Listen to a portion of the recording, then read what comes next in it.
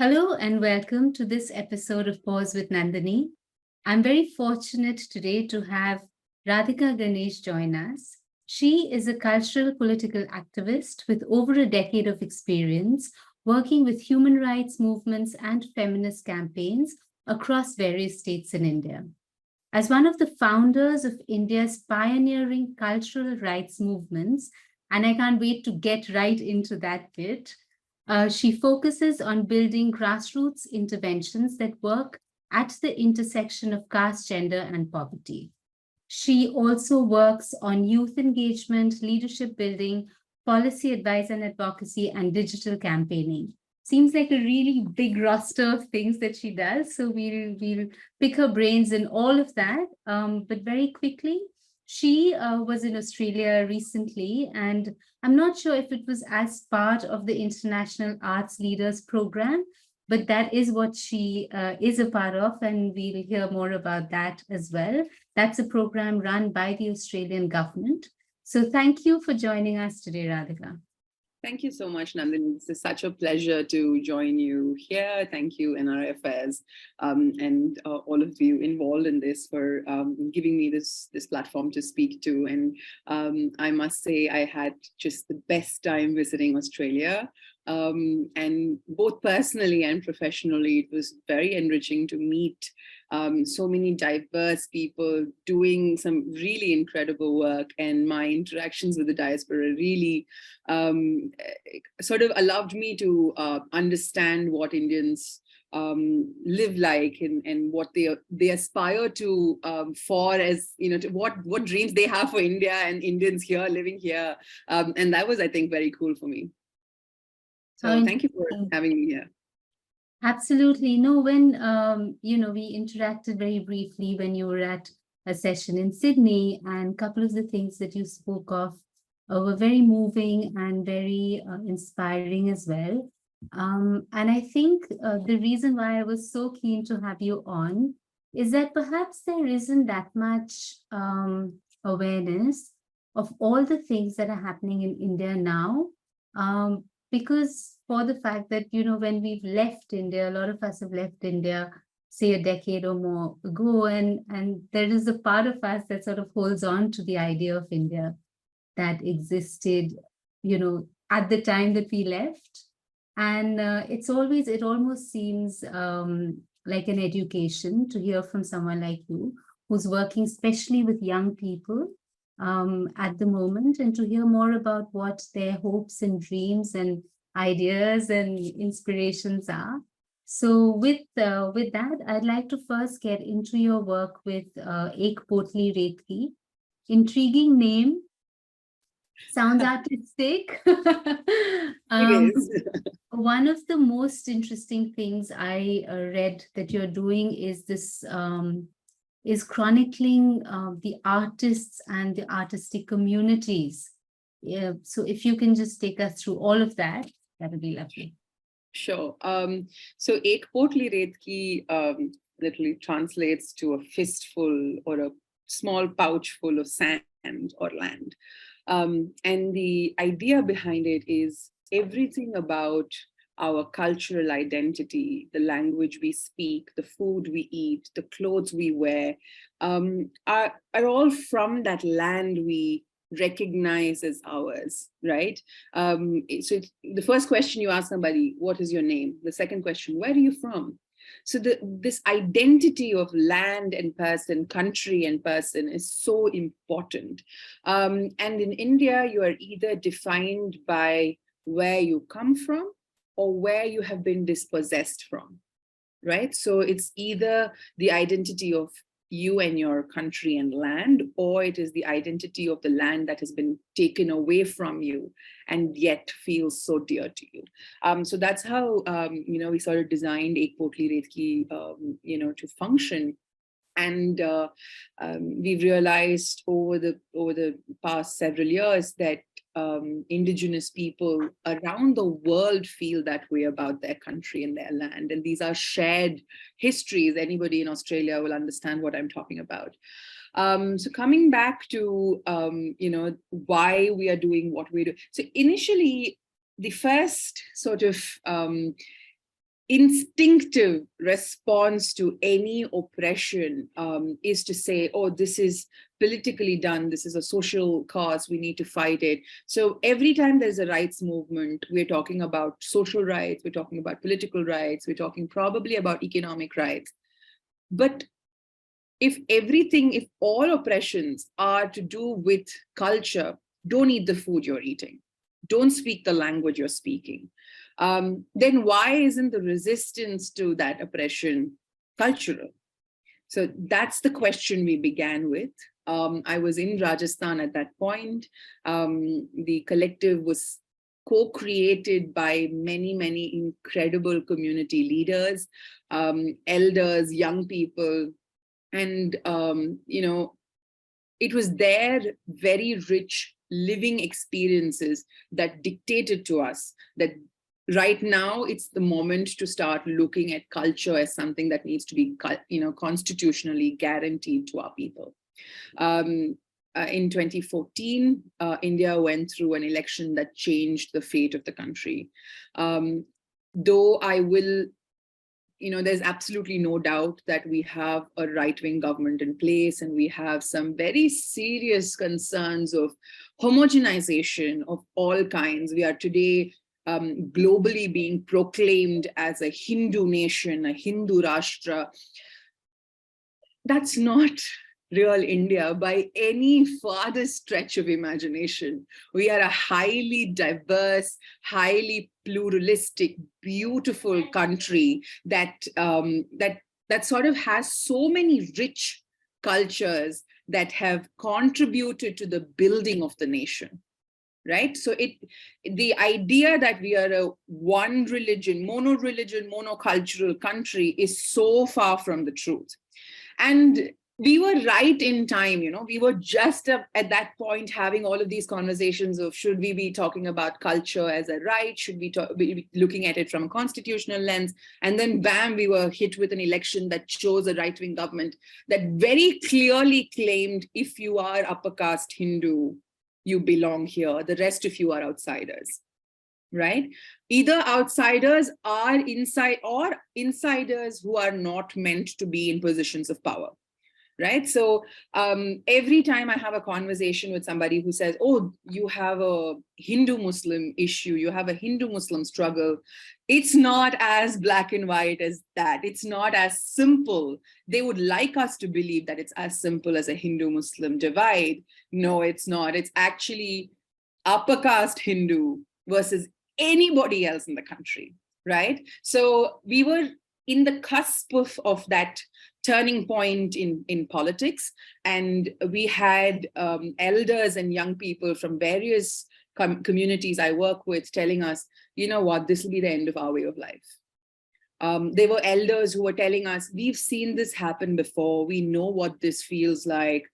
And whether it's colonization, whether it's oppressive systems before colonization, we know oppression when we see it. We can smell it from 100 feet away. Right? So we know that something is coming down and we need to start thinking on our feet. However, having said all of this, Nandini, I also want to say that we are not facing doomsday in India, right? I would not politically probably true, but from all of the communities I work with, one constant lesson is that it doesn't end there. Right? There is always life after as well. So there's a lot of hope in the work that we build and we do. I think it was just the right time at the right place. So we've now covered a conversation that the right assumes is its own. For instance, do you know the word for culture in Hindi? It's Sanskriti. Sanskriti. Right? Sanskriti is essentially not a Hindustani terminology, right? It sounds, for anybody who doesn't know the language, it sounds very much like it's Sanskrit, right? And a funny story, the initial days of my working, I was traveling in this Uttarakhand, which is a Himalayan state. And I met a bunch of people and they said, "Aap kya karte ho?" I said, "Main सांस्कृतिक पहचान को लेके काम करती हूँ. I work with cultural identities, and they jumped up with joy. And these were very clearly saffron-donned Hindu priests, and they were very excited, and I was confused. And then I realized when they hear Sanskriti, they believe I'm talking about Vedic Sanskriti. So they immediately said, "ये लड़की तो हमारी लड़की है, हमारी इसको पहचाने के लिए, हमारे इसको बचाने के लिए काम कर रही है, वैदिक संस्कृति को बचाने की काम कर रही है." Then quickly I had to correct myself. नहीं, I'm working on lok सांस्कृतिक पहचान, folk cultures. It's so sad. You have sidelined folk cultures to such an extent, and you have mainstreamed yourself to such an extent that I have to explain the majority as, I have to be like, oh, that huge 80% lot of the country, I'm working with them, not with your little tiny 20%. So yeah, I think we started at a very important time, and we are doing whatever little we can in our own way to document all of these diverse, beautiful cultures. We're chronicling them, we're hearing their stories. We are also a bunch of designers and young people in the collective. So what we do is hear the stories and process them in ways that other young people and other urban privileged people would be happy to listen to, right? So we're doing photographs, we're doing films, we're doing music. The idea is to make activism also approachable. If activism is only about getting beat up in the street and picked up and arrested, which we've all done, not too many people are going to be able to participate. We need to have a new wave of activism that feels safe, supportive, with a lot of, a sense of solidarity for young people. Also understandable to take it away from academia, to take it away from sort of very elite spaces where these things are discussed, but actually take it into communities where you can sort of co-create solutions. I think that sort of makes more sense. Like intuitively, I think young people will resonate with that kind of approach. Yeah. But as you said just now that, you're a bunch of designers and all of that, and I'm very intrigued that your training is actually fashion and apparel and NIFT and London School of the Arts. So where and how did the switch happen from the world of fashion to the world of activism? Honestly, I have no idea, but I will try to explain it. I feel like one of those, characters from a Disney film often. I feel like somebody whipped a wand and I turned around and I was something else all of a sudden. But I grew up in a very confusing environment. I grew up in a practicing Brahminical Hindu family, but a family that was overcoming its orthodox backgrounds. I had a mother who was very progressive. I have a mother who's progressive, and I have a sister who's progressive. So we were within our own small groups trying to figure out how to break our own sort of shackles, right?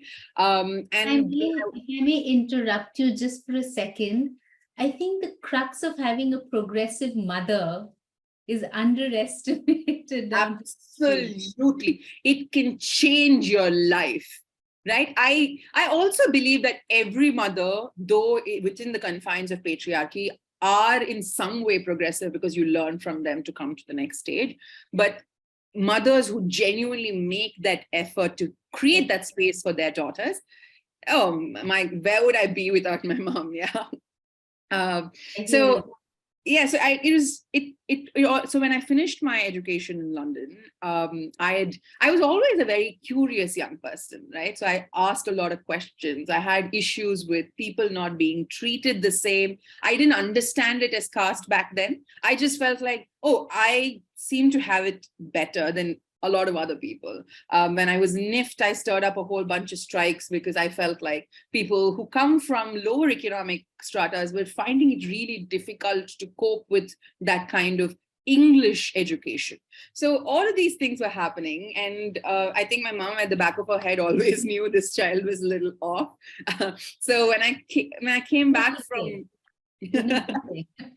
Well, she didn't know that back then. She genuinely thought I was a little off, right? So when I came back from London and I started working with a group of farmers, I said, okay, I'm going to like create a social enterprise because it was the cool thing back then. And I said, I'll probably create apparel that are fair trade, that are all of these cool things.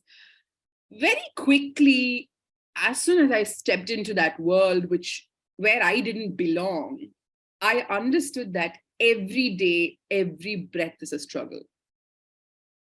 In a world where I felt like I just sailed past, yeah, I had my own personal traumas, but who doesn't, right? I sailed past life. And then one day I'm entering somebody else's life with whom I've never had an interaction before. And I see that nothing about their life is easy. Everything is a struggle. Everything is political. Everything is asking somebody for support. Whereas I've never in my life had to ask anybody but my mother for support, right? So, which I thought was difficult to do. I was like, oh, I have to ask my mother for support. And then I looked at the people and they're asking for support from all kinds of people they know, they don't know, they're dependent on. So then I started. A dehumanized existence. It's extremely dehumanizing, but it is so normalized. Yeah. It is extremely normalized. So I then started just sort of working with them. And I realized quickly, because I look a certain way, I speak a certain language, I'm automatically in the forefront of discussions, in the forefront of power spaces. I'm the one representing them. I'm the one talking for them. And English bolti hai. Didi English bolti hai, and in Tamil Nadu, fair skin.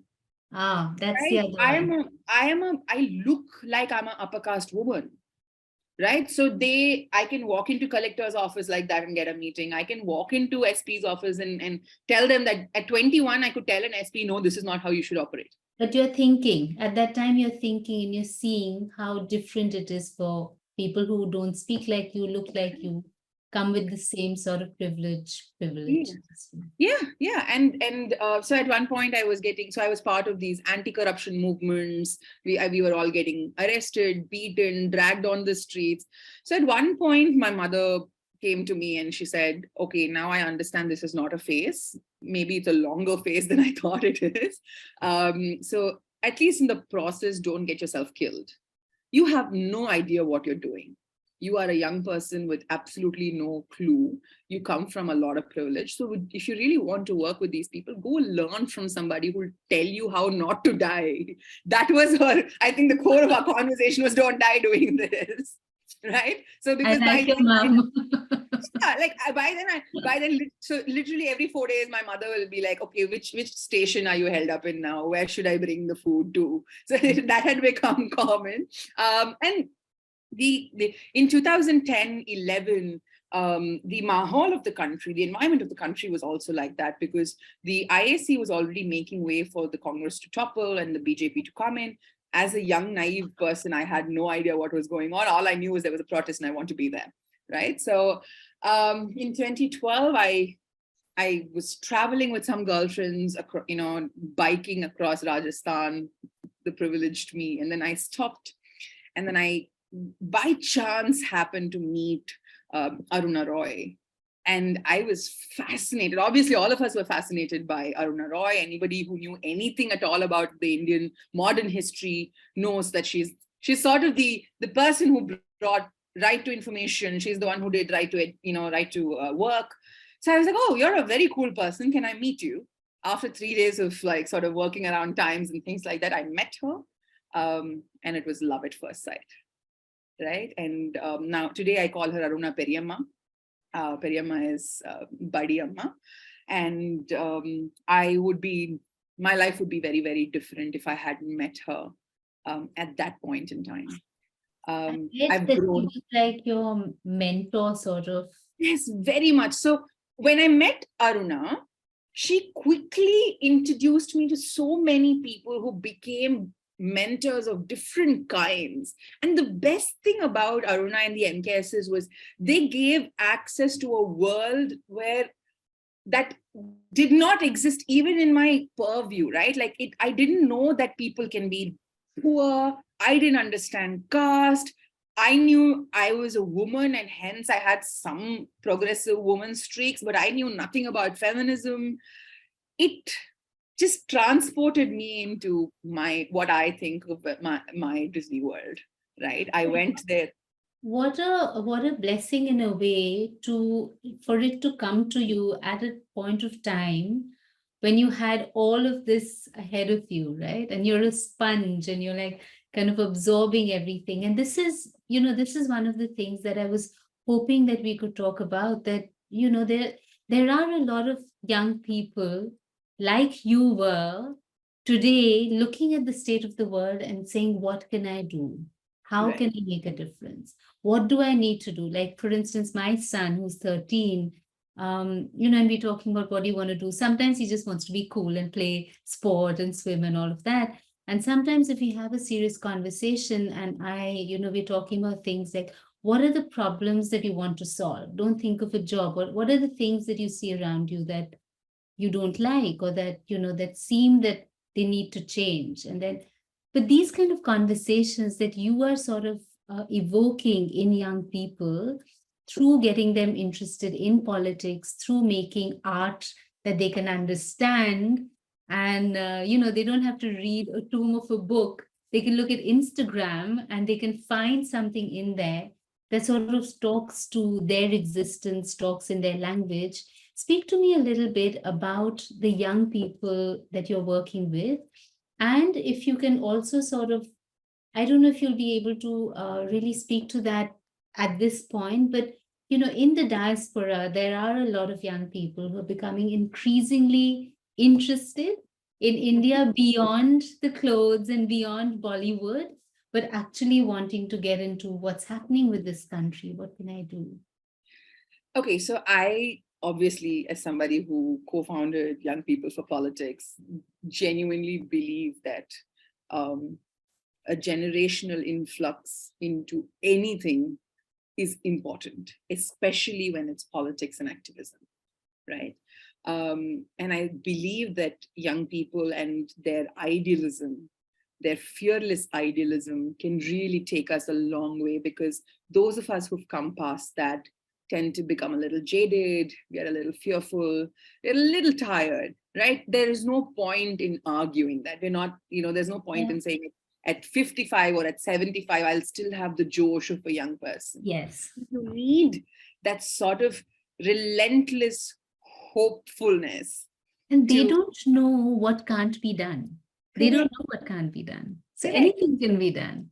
I absolutely agree. And that's why I love surrounding myself with people who are a decade younger than me, because it just, every time I'm a little, oh my God, they tell me, Akka, but there is a silver lining. Oh, Akka, look at this. So I have a young person named Soma who works with me for 5 years. He's been with me, and we call him the silver lining, right? So every time there's something that's a downer, he'll immediately say, but this could come out of it. And so I feel like that energy is important, especially in difficult times. We are in very, very difficult times. I may not acknowledge that it's doomsday, but I'll definitely acknowledge that it's one of the worst politically and socially worst times that we've ever had to live through, right? Because in colonization, pre-colonization, the time and context were very, very different. We read history, but we read the history of the oppressor. So we really don't know how the oppressed resisted. What we know of, what we read about, are stories from colonization and since. And at all points in time, I've realized that you've needed young leaders who come up with some crazy idea that ends up saving the population, right? You need, so in fact, if you see, I will share with you the youth manifesto that we created for the Tamil Nadu elections. What we did for the cover page is basically all of the young people who worked on the manifesto and their faces. And then in between, you will see a young Jayalalitha, a young Ambedkar, a young Gandhi, a young, Giving chills, just thinking, you don't see them at first. You see just a lot of young people, and then you're like, oh, I know this face. Oh, this is Kamarajar. Oh, this is Karunanidhi. Oh, this is Gandhi. Oh, this is Ambedkar. The idea was all of them came into political spaces when they were in their 20s, right? But today, parents are telling their children to keep away from politics. And by politics, I don't mean just electoral politics. You don't have to be a politician. You don't have to be a neta, right? But you need to be political thinkers, whether you like it or not. About that a little bit. Yeah, whether you like it or not, every swipe of your finger on a phone is making and breaking countries today. That is how powerful young people are. Your opinions matter. You sway politics, you sway elections, right? And when you have that kind of power, shouldn't you be aware of the power you have, right? So one of the sort of larger goals is to just show young people, hold a mirror up to them and be like, you guys are so awesome. Can we just now do something with this? Right? You know, one of the things you guys did was the awards to the young leaders. And I was just reading about some of the work that these leaders have done, the winners. And I was completely blown away to see that, you know, there is firstly, there's such a diversity of issues that obviously that you have been able to tap into and find these people. And I was looking at Tilagavati, I'm saying it wrong, who is upholding constitutionalism. And actually is an advocate and a law tutor who is also a writer, poet, a women's rights activist, and a feminist. And these people are doing so much in their own way. And then there was Arjun and Rishi, who are leaders in anti-caste politics, and they're digital content creators. Yeah, so Arjun and Rishi have this incredible YouTube channel where with their cell phones, they shoot like these little scenes of how they live. And both of them are, you know, they come from the slums of Chennai, right? So North Chennai, which is a heavily stigmatized area. And these kids have no resources. All of the champions we picked are young people who are doing everything out of pocket. Yeah, they don't have funding. They don't have an NGO supporting them. All of them are doing whatever they can from out of pocket. So the award was essentially supposed to recognize them and also give them a small financial sort of incentive to continue doing what they're doing. It was not much. We gave them all 10,000 rupees. For those kids, it mattered. Right, for all of them, that 10,000 rupees made a huge difference to their life. Whether it's Tilo, whether it's Rishi and Arjun, these are all young people who Alagu Jagan, yeah, Alagu Jagan is that boy, that person is just like you know, we don't have a lexicon for gender in Tamil. It's very difficult to explain gender and sexuality in Tamil. Radhika Ganesh is probably the only person who was able to sit me down and say, Akka, this is what you say for gay, this is the word for lesbian, this is the word for a trans person, these are how you explain terminologies of fluidity. And I was mind blown. It's such an important, critical job, right? That nobody else, the government wasn't thinking about it. And then here is a young person, and they are running a suicide helpline for young people who have gender and sexuality dysphoria and are trying to figure themselves out. This society can be really brutal, right? And there you have a young person who's gone through exactly that and has come out stronger. There's nothing wrong in needing help. You know, that's been my biggest lesson, whether it's personally in your life, whether it's seeking mental health support or professionally reaching out to people, or as a community when you're feeling oppressed, reaching out to society. Reaching out is not a show of weakness. It is a show of strength, fortitude, your need to fight and come out. So I think that's what these young people did. This year was the first year we organized the Champions Award, and we are really looking for, so we stuck to Tamil Nadu because we were here, we had some resources. The IT minister was very excited to come and give away these awards, and we're like, okay, what more can we ask for? But in May 2023, we are hoping to do a pan-India awards of the same. So every year we want to choose 5 or 6 young people and support them in these ways. Lovely. I think it's such a great initiative. And of course, like if it's pan-India, there's going to be so much more diverse sort of voices and issues that you'll probably be able to cover. Absolutely. You also have a YouTube channel. Is that active at the moment? Okay, so the YouTube channel is taking a little bit more time than we had Right. anticipated, Okay. but I could tell you a little bit about what the concept Sure. behind it is. It's a very difficult thing to take off. Yeah, so we have friends of the collective doing multiple different kinds. One of the reasons why we remain a collective and not become an organization is because we want people to feel a sense of custodianship and ownership over the collective and its work. So we have a team of people who work in Delhi and who communicate and work with us very often. And they went out just after the 2020 Delhi riots. They started working with young people in the mohallas where the riots took place. And they trained young young people, a lot of them young Muslim women, in mass communication, which is journalism, which is cinematography, editing, So 9 young people have come out of that course knowing how to report on, issues that are taking place. So we tried placing them in different agencies and organizations. It's a little tricky. So then we said, okay, why not we just start a YouTube channel of our own? But it is a very dangerous time in India, right? We are very conscious of the fact that we don't want to put young people at harm's way. Though we started the YouTube channel with a lot of josh, we are still trying to figure out what sort of safety measures we'll need to put in place before we really take off. One of the things we thought of is have the YouTube channel functioning out of Delhi, but it's headquartered here in Tamil Nadu, which is a much safer state. I work out of Tamil Nadu, so it gives us a lot more backing. It's one of the few progressive states in an entirely right-wing country. But that didn't seem adequate.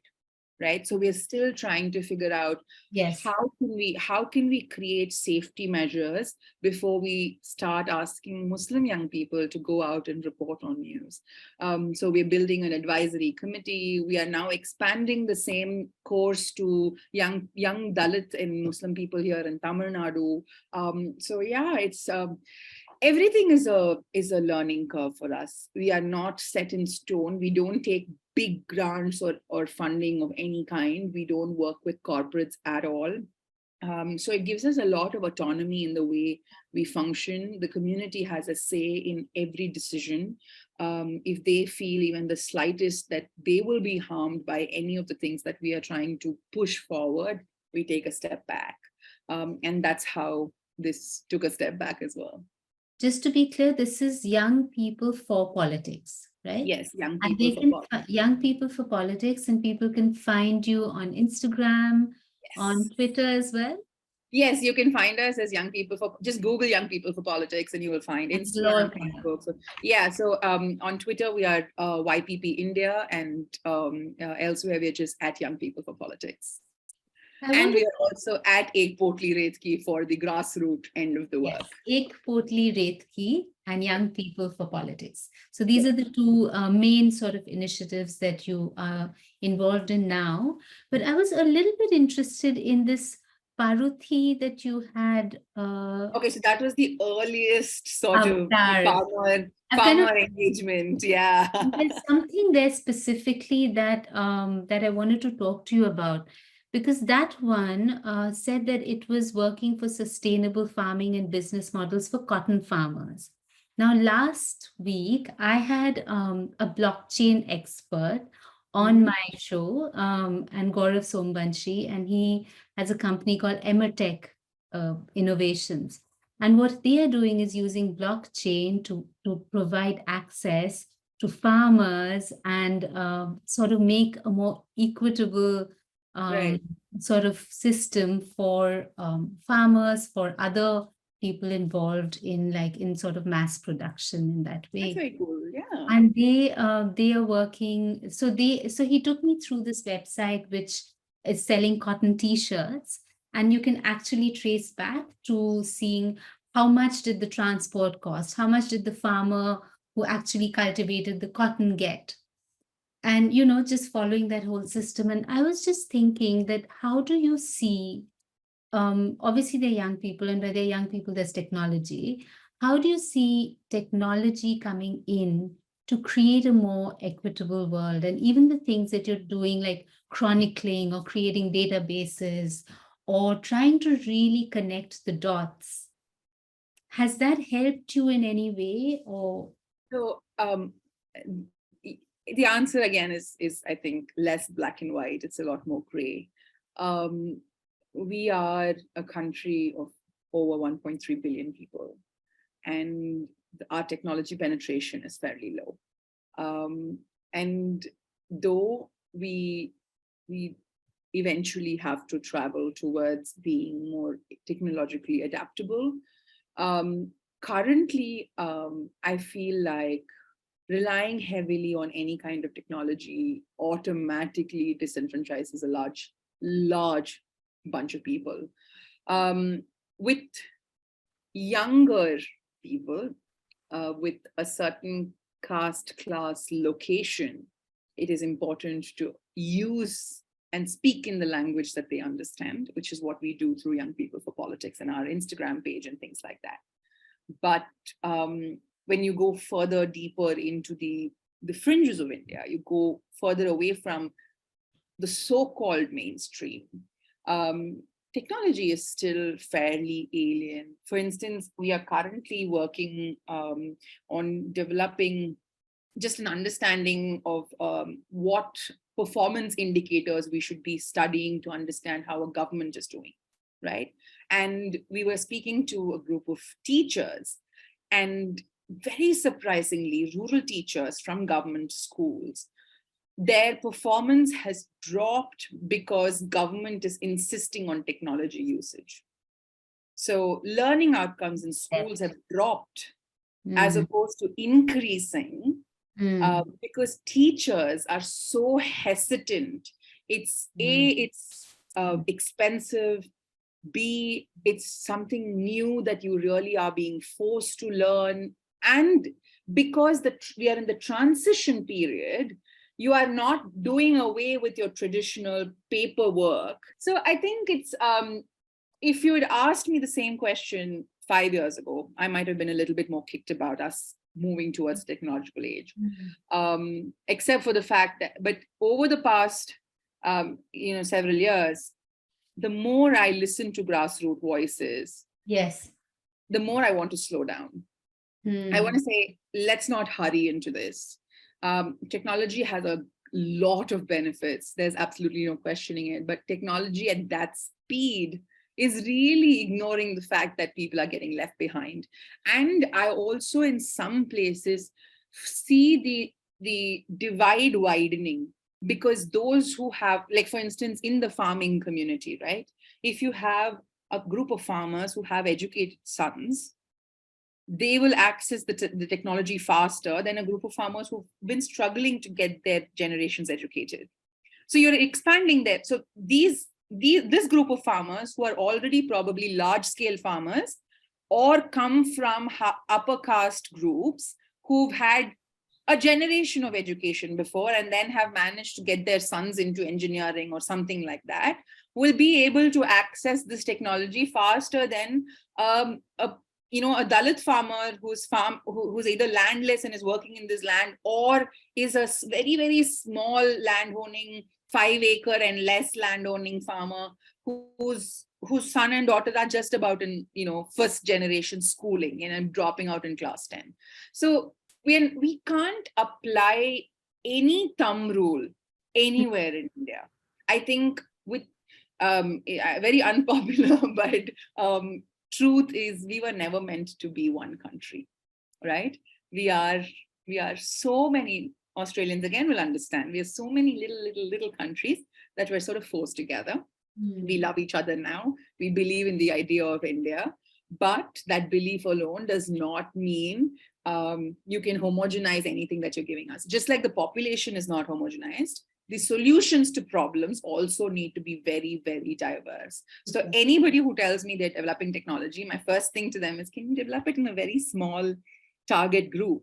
Sure. Work with that target group, make sure the penetration is full there, and then move on to the next one. Anytime a young person comes up with an app idea, I'm like, okay, great. So what do you want to do? Who's your target audience? Akka, Indians. I'm like, no. You tell Take a me. step back. Yeah, so where, when, how they will access this. And then I think what we lack is the patience to be able to test it with one group and then move on to the next group. Growth, we understand growth as a very large thing. If I can Not just a share. deep thing. Yeah, Doesn't have not to a be deep thing. It's just, it's deep. expansive. It's not deep. But when I speak of tech, I was also thinking a little bit in terms of how it has been used as a tool for propaganda very effectively. Oh, Yes. that's why I think I'm a little bit more wary for the past 5 years, because I've realized we are not as fast in adaptation as they are. Therefore, it is almost like, is there space then? See, one of the reasons why we keep at it, despite the fact that Instagram algorithms don't let us really do much, we have no resource. See, technology and progress in technology is very, very resource heavy. The idea that it's democratic is surface. It is democratic, as long as you're saying things that those who are oligarchs in technology are okay with what you're saying. I'll just take Instagram as an example. When YPP started on Instagram in 2019, we were one of the pioneers to put up political content in the Indian context as visuals on Instagram, because Instagram is a visual platform, right? So we were one of the first few, and we rose from strength to strength so quickly. 8 months into our thing, there were at least another 20 different organizations and groups that were doing similar things. And we were very happy because a community was growing. We were all talking to each other. We were all reposting each other's content. There was no really competition there. There still isn't. Young people are competitive in a very healthy way. But then in 2020, late 2020, Instagram changed its algorithm, which made it very difficult for independent content producers to do anything, right? So now young people are giving up on Instagram and moving to private platforms and then trying to do their own thing. But the idea that it's a free platform doesn't make it a democratic platform, right? Democracy has to be understood as multidimensional. Democracy is whole. Freedom is only enjoyable when it's entire. You have to be fully free without any oppressive equations. So I think technology is essentially also a tool that can divide while it can unite. Sure. Okay, let's move on to something a little bit different. The Arts Leaders Program. Talk to me a little bit about, let's go a little bit away from okay, so I'm also a practicing musician. Over about 10 years ago, I renounced my Hindu religion, and I was seeking something, and I found Nirgun and Sufism, and I sing and learn from grassroots communities. So I have an arts practice, but that's not why I got into the program. So the Australia. What is the program and how? So the Australia Council for the Arts, which is the Australian government's culture nodal agency, does these yearly international and national leadership programs for people working in the culture and arts space. But 90% of the time, 99% of the time, people who get into these programs are practitioners of art form, right? So they are mostly practitioners, they're creators of some kind, they are theater directors and musicians and dancers and, community arts practitioners. But in 2019, Australia Council had sent their representatives here to India to just sort of popularize the program. And they were organizing these small sort of meetings, and I happened to be in one of those meetings. And they heard my work and they said, just apply. Let's see what happens. And I said, practitioner is not my primary identity. I'm an activist. And they said, it's always good to have some change. So I applied, and miraculously, I got in. So the program essentially provides a platform for arts leaders and culture leaders to exchange ideas, to build a network and support each other. It's a leadership cohort. There's no financial support offered. There's not, they'll give you a small grant or something after you're done, but essentially it's just about learning from each other, learning from your peers, and learning from a few mentors who, whom Australia Council looks for you. So I was the unfortunate COVID batch. If I'd done this in a non-COVID year, I would have spent a lot more time in Australia. Mm-hmm. They would have brought me to Australia a couple of times, but we were the batch that got stuck during the COVID era.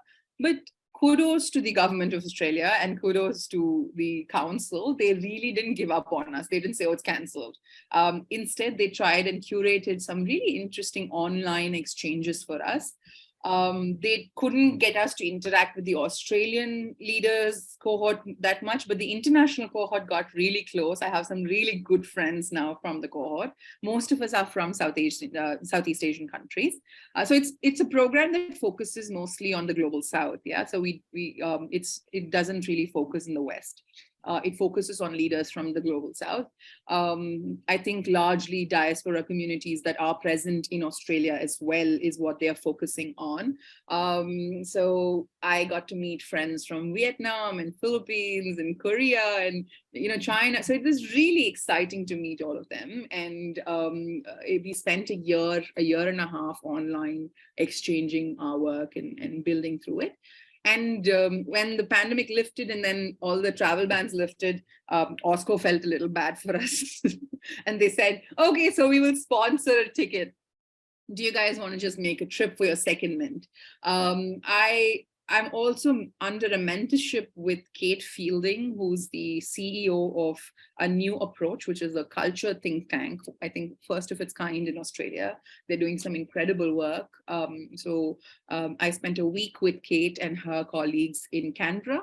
I got to meet a lot of politicians, their advisors, just understand how politics and culture work in Australia. And then I spent a week in Sydney, where I was meeting friends and colleagues from the program, people who've done the program before. I visited a lot of museums and galleries and spoke to First Nations leaders.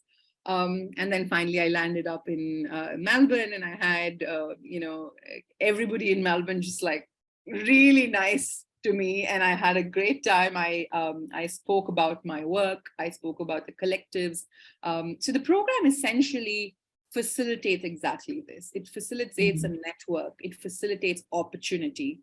It takes mid-career leaders and gives them access to a world that they don't necessarily have access to. What OSCO has done for somebody like me is it's just unimaginable. I felt very emotional when I landed in Australia because of two reasons. One, after 12 years of working as an activist, this is the first time our work was being recognized as something that is critical to building a cultural community, sustaining a cultural nation. So recognizing activism as part of practice was so important. It was a critical step.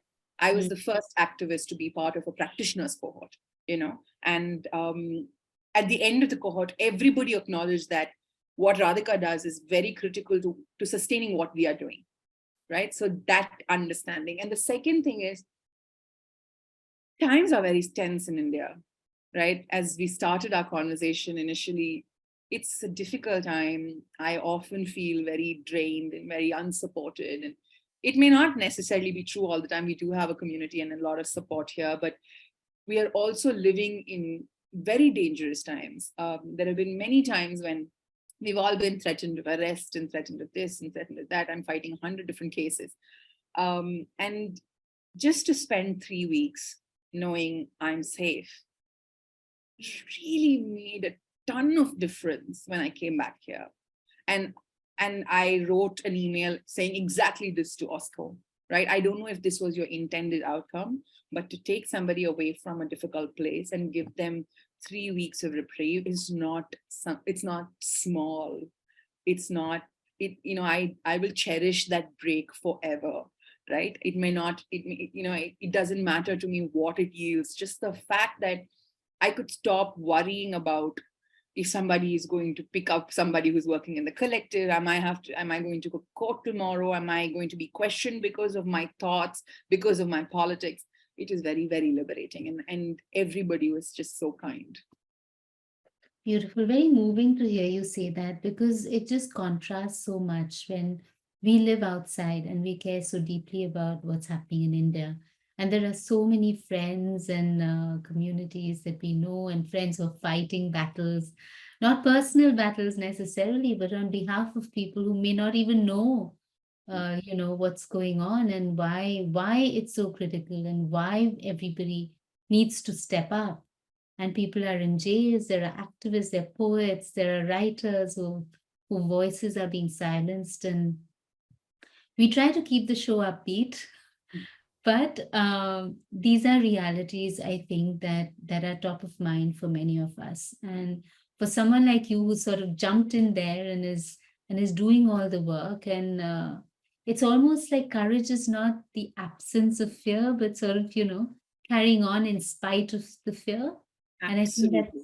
that's definitely something very inspiring, because you're afraid not only for yourself, like you were saying, you're afraid for the people who work with you. You're afraid for, say, putting a camera in a young woman's hands in Delhi, and then for 20 years she's in a prison like Omar. Like, what do you do? Like, so those are very real concerns and very real fears. And I applaud you for the work that you do.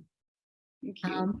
One of the questions, though, and I think I should have approached it before, but it's just something that's been in my mind as well, because we've been through, the whole hijab thing, the hijab ban. We've been through other things where culture sort of collides very strongly and very starkly with a worldview that some may see progressive and some may see political. So where do you then sort of, so if you're coming from the point of view that culture must be preserved, must be nourished, must have space. And then there are things in that obviously grate against a progressive point of view. How do you navigate something like that? And it's something that, so is it about choice? Is it then about where do you intersect patriarchy, all I of think that with? I think you nailed the coffin when you said it's about choice. I think culture teaches you, real culture teaches you agency, right? It teaches you what it means to have a mind, a voice, and that ability to decide of your own, for your own, right? And that's what we really need to look at. There are many aspects of many cultures, not just in the patriarchal space, but also in the Brahminical patriarchal, in the Brahminical space, that really are deemed as oppressive, are as felt as oppressive for a lot of people. For instance, I'll give you an example. The hijab is a very black and white example, right? We are talking about wanting to keep women under a protective shield. Protectionism is directly in contrast to any feminist understanding and practice. But through the discourse with women in Islamic nations, we've understood that it is a choice, right? If you speak to young women in Karnataka and then go and speak to women in Iran, you will understand that though they're all practicing Muslims, each of their contexts and living realities are very different. So if somebody wants to move forward, that's progress. If somebody wants to move backward, that is also progress. Who are we to deem that only moving forward? Anecdotally, I'll give you an example. This is something I've heard so many times from Aruna, my mentor. So like Aruna, I have many mentors, yeah? And one of the other mentors, her name is Narti Bai. Today, she must be 73, 74 years of age. Dalit woman from a small village called Harmada, never been to school, but is the leader of the anti-sati movement, anti-rape movement. She's been in the forefront of the equal wage and minimum wage program. She fought the minimum wage landmark judgment in the Supreme Court. So Northi Bai is to me like this superwoman character, yeah. And every 8th of March in Rajasthan, in a place called Tilonia, a huge women's rally takes place. So about 10,000 women from everywhere gather, and they're celebrating the International Women's Day. And there are all of these various people, progressive thinkers and left-leaning thinkers, standing on stage and giving bhashans. I think 2014 or something like that, just after the BJP had been elected, Aruna was very upset that it's going to be a huge backlash for women in the country. And she was vehemently speaking about how, whatever progress, little progress we've made in 70 years, that's going to regress. And, there's nothing happening in this country. Narthi was sitting right next to her, and she yanked on her pallu. And then Aruna was like, what is it? And then she said, if you want to crib about progress not happening, you talk about yourself. Maybe in your life, you feel like there has been no progress. But for me, a Dalit woman from Harmada, my ghungat was until here. Today, I wear it here. That is progress. If you believe progress is only when ghungat is gone away forever, then that is another 5 generations from me. Right? I need to have the patience and fortitude to fight for generations. So don't equate my progress and your progress. Any progress should be celebrated. And it just opened all of our eyes. Since then, I've never had one measure for progress. I've never had one measure for progressive thinking. I believe that in your own personal time and social context, if you feel you are a liberated individual who has the agency to make choices that affect and effect your life, then that is progress, right? So so as far as the hijab is concerned, we're already hearing so many feminist voices talk for it and against it. And I think all of them come from perspectives that have to be heard, and each individual young woman should have a say whether or not she wants to wear the hijab. But in other contexts, in contexts where Ek Potlee Ret Ki works, for instance, I'll take the same community as Northi Bai comes from. They're called Regars in Rajasthan. We call them Chamars in other places. We call them Parayar in the south.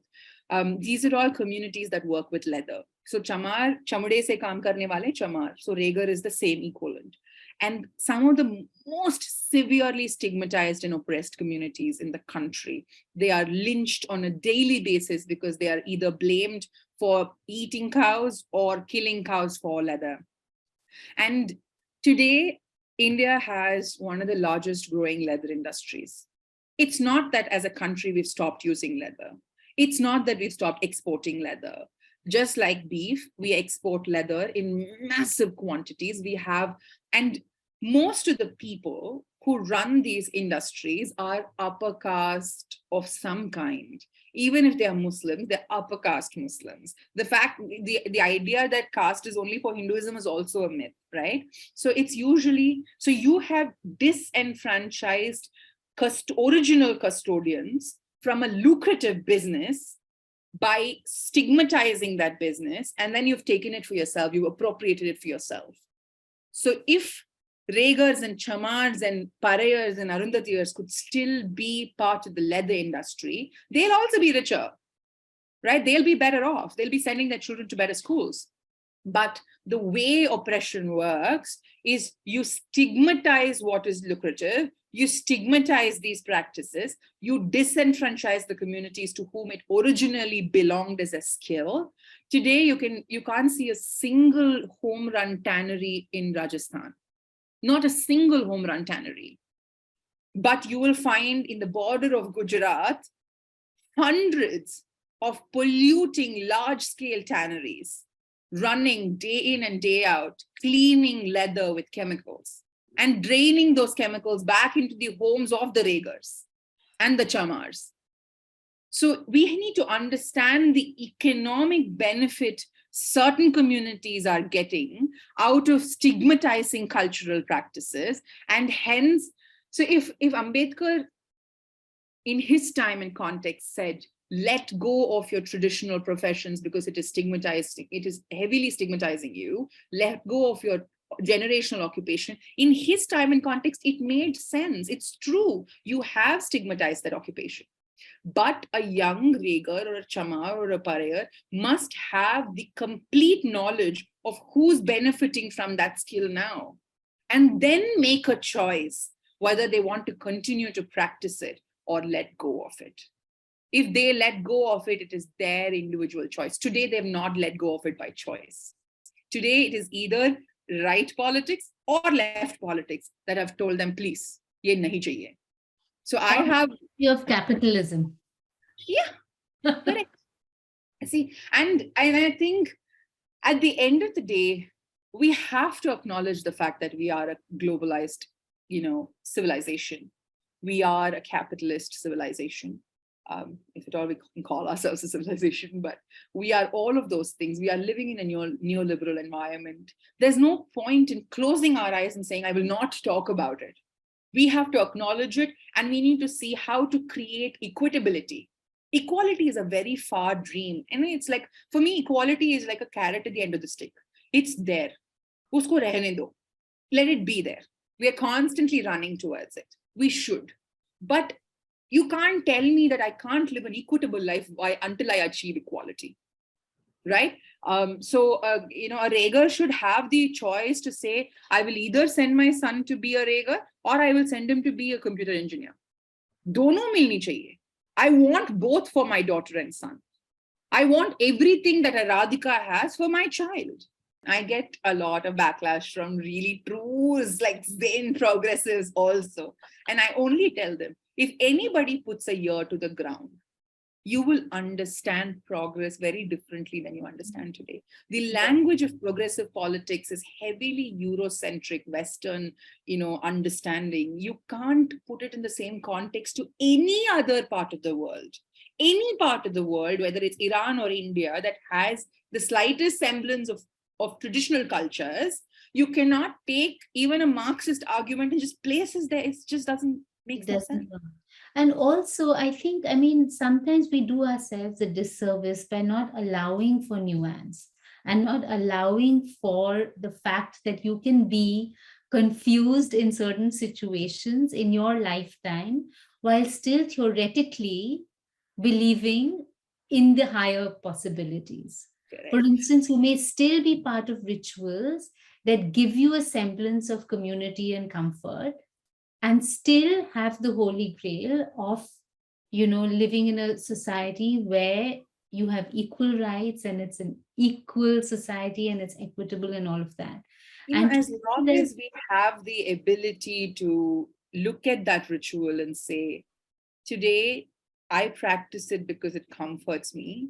Tomorrow, if I realize that it is directly oppressive to somebody else, I'll think about it. I'm not asking you to quit it immediately, but think about it. Have the ability to talk about it. Don't be offended when somebody calls you out and says, hey, this is not correct. Have the patience. And it is those of us in privilege who need to carry that burden. We have for far too long placed the burden of equity and burden of resistance on those who are already carrying the burden of oppression. It is those of us who we are so easily offended when somebody says your practice is oppressive to me. Just take a step back. They're not telling you personally, they're talking about generations of people. Have the patience to say, okay, maybe my identity, my practices can be difficult to someone else. What can I do in this to make it better for them? Right? And make it inclusive in a way that has space for other people as well. And I also feel sometimes when somebody asks us to shut up, we get so offended. I think the skill I have developed over years now is when I hear the words shut up, it's not your space, I don't take offense to it. I say, okay, maybe, okay, fine. I'm just going to back off. I will try and fit myself somewhere else. I think that comes from friendship. That comes from allowing our children to engage with non-homogenized groups of people. If you are a certain caste, class, group, putting your child in a school only where they interact with your same caste, class segment of people is a disservice to your child. allow them to have friends, healthy friendships with people from diverse communities, then they will automatically, you don't need to teach them any progressive theory. They will automatically become young thinking adults who will know what is oppressive and what is not. I love that. I love that, to let it happen, to create an environment where it's organically, naturally happening, rather than sit down and have a session to teach them. And then you go right back into your privileged lives and insular lives. And then And I think so YPP does, so YPP and Ek Potlee Ret Ki has built so we build all these modules that we do with a lot of young people, right? So we have a workshop called Notion of Annihilation. We have a workshop called Marginalized in the Margins. These workshops, because we find it hard to convince parents to create those natural environments, even in the constructed environments, we try and keep it as organic as possible. So all of our modules are very, very argumentative, very discourse based. You allow young people to break into conversations, so we do a lot of gameplay, we do a lot of engagements, we do exchange of ideas. So we run something called a political open mic.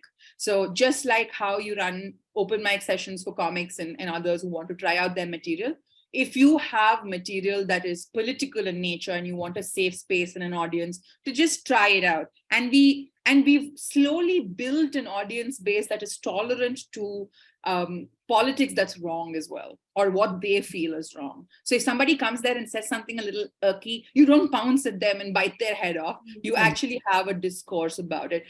That tempering of all of these conversations is what I think is really important. And young people have the ability, the greatest quality of a young person is to think of something very, very strongly today and believe in it, and in 5 days completely change their track.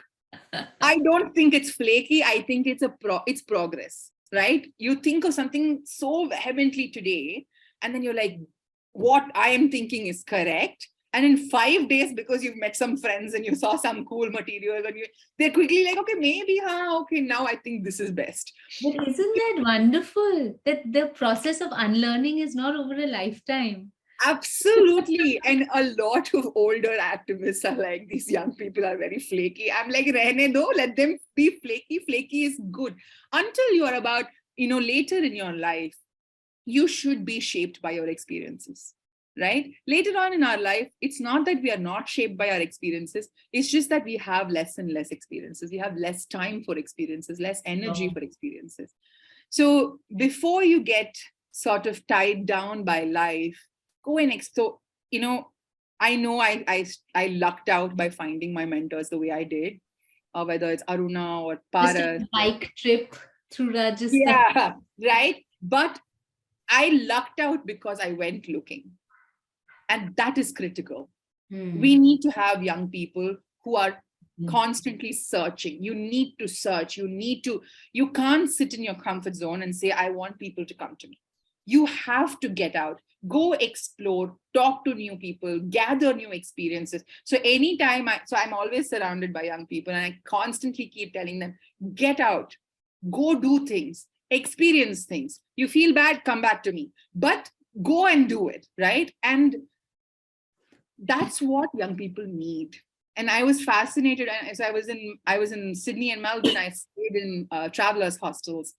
I was traveling on a budget, and the young people I met in those hostels were all 21, 22 and traveling the world. They were from Canada and Ireland and everywhere in Europe. Of course, they were coming from richer countries and they could afford it. I couldn't stop thinking, what if Indian kids, especially Indian kids from the margins, also have these experiences? Travel, just get on a train, go to the next city, hang out in a hostel for 5 days and come back. It'll change your worldview. Life-changing, Right. Absolutely. Yeah. Finally. So you're working in all of this stuff, you're doing all of these amazing things, and you're also seeing the gravity of the problems that we face. What keeps you going? What gives you hope? One, I really love the work I do. I think both Ek Potlee Ret Ki and YPP are exactly the kinds of things that anybody would want to be in. I definitely want to be in. So my community, the people I have found with whom I run these collectives, I'm not an individual. I have so many people. I have co-founders for everything that we do. I have friends and colleagues and advisors and community leaders. So the community that I've built, I absolutely love. And every time I feel like I want to give up, they are my motivation.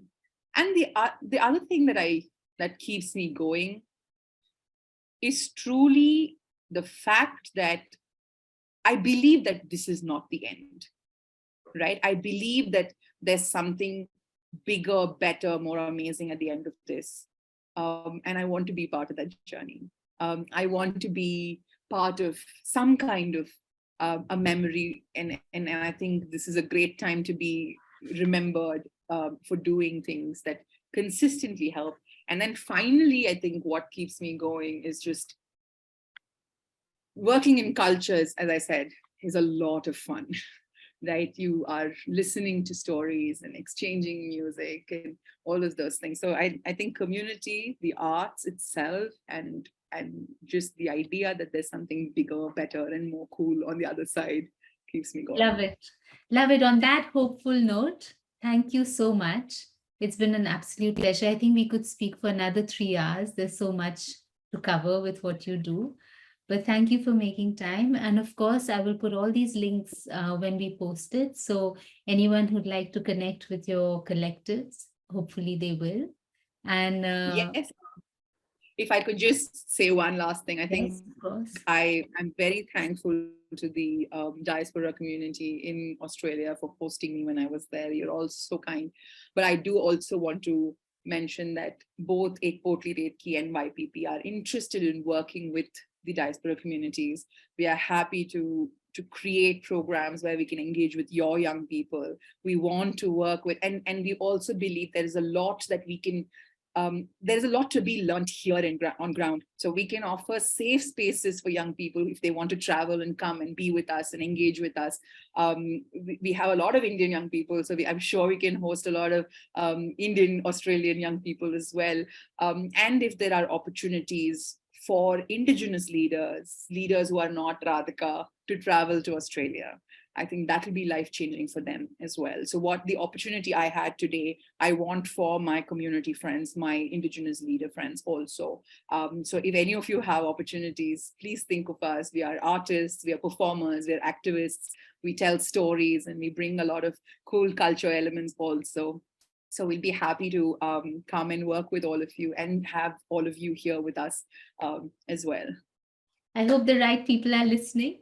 And, and we have an exchange of people and ideas and culture very, very soon. So thank you so much.